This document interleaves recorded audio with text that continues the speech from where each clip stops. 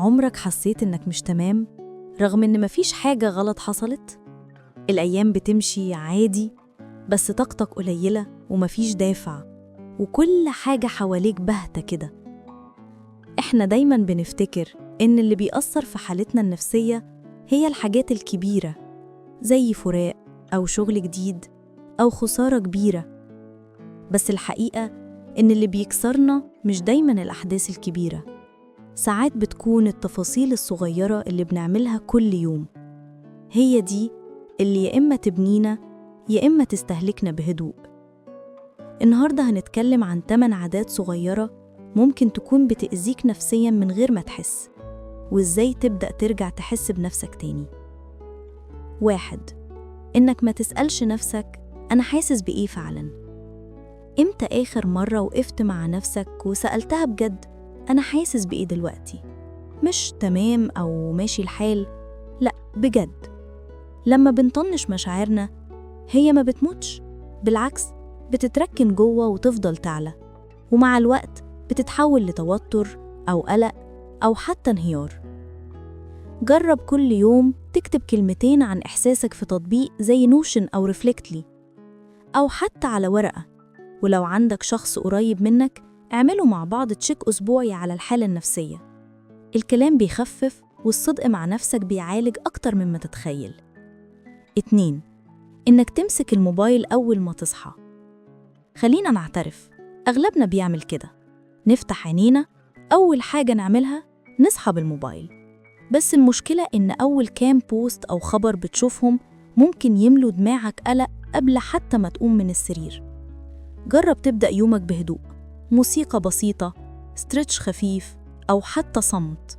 صدقني أول 10 دقايق من يومك بتحدد مزاجك لباقي اليوم.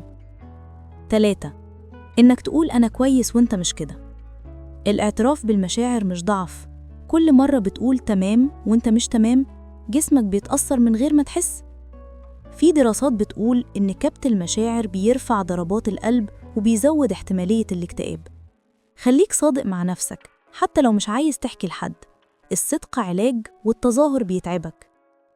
4. الأكل من غير وعي. زي التمرير اللانهائي على الموبايل، الأكل بدون انتباه بيخليك تنفصل عن اللحظة. وفي مثل ياباني جميل اسمه إتشيجو إتشي، معناه كل لحظة ليها معناها الفريد. لما تاكل حس بالأكل، بالريحة، بالطعم، ده مش رفاهية، ده نوع من العلاج النفسي. 5. إنك تقول لكل حاجة وإنت عايز تقول لأ. إرضاء الناس بيستهلكك أكتر من ما تتخيل، بتخرج من الموقف وإنت تعبان، متضايق ومش فاهم ليه. الحقيقة إن الحدود مش جدار، هي جسر بيربطك بنسخة أهدى وأنضج من نفسك. قول لأ لما تحس إنك محتاج تقولها، احترامك لنفسك أهم من رضا الناس. 6. إنك تسيب المهام الصغيرة تتراكم. المهام اللي بتقول عليها هعملها بعدين، دماغك بتفضل شايلها في الخلفية، وده بيعمل توتر من غير ما تحس. في ظاهرة اسمها زايجرنيك إفكت بتقول إن الأعمال غير المكتملة بتفضل تشغل بالك. جرب قاعدة الدقيقتين، لو الحاجة تاخد أقل من دقيقتين اعملها فوراً. كل مهمة صغيرة بتخلصها بتخلي بالك أخف. 7. إنك تقارن نفسك بالناس على السوشيال ميديا، حتى لو عارف إن الصور دي متصنعة، المقارنة بتوجع. الدماغ بتصدق اللي بتشوفه أكتر من اللي بتعرفه. خد فترات راحة من السوشيال ميديا، أو على الأقل نظف الفيد بتاعك، تابع ناس تلهمك مش ناس تضغطك. خلي عالمك الرقمي مكان مريح ومليان طاقة حلوة. 8. إنك تفضل تحاول تكون إيجابي طول الوقت. الإيجابية القهرية مؤذية أكتر من ما تتخيل. مش لازم تكون مبسوط دايماً، مسموح تزعل، تتعب، تغلط. ممكن تكون ممتن ومتألم في نفس الوقت، الاتنين مش ضد بعض. العلاج الحقيقي بيبدأ لما تبطل تمثل على نفسك. يمكن العادات دي تبان بسيطة، بس تراكمها هو اللي بيكسرنا من غير ما ناخد بالنا.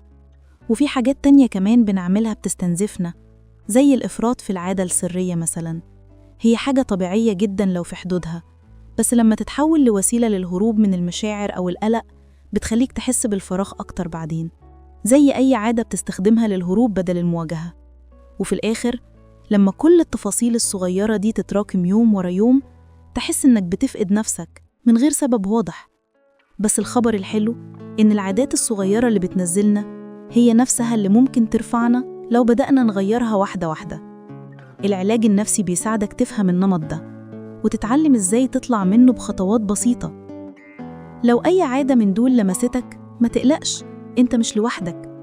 كلنا بنقع في دوامة التفاصيل، بس أول خطوة دايماً هي إنك تلاحظ، ومن هنا تبدأ رحلتك ترجع تبقى قريب من نفسك تاني.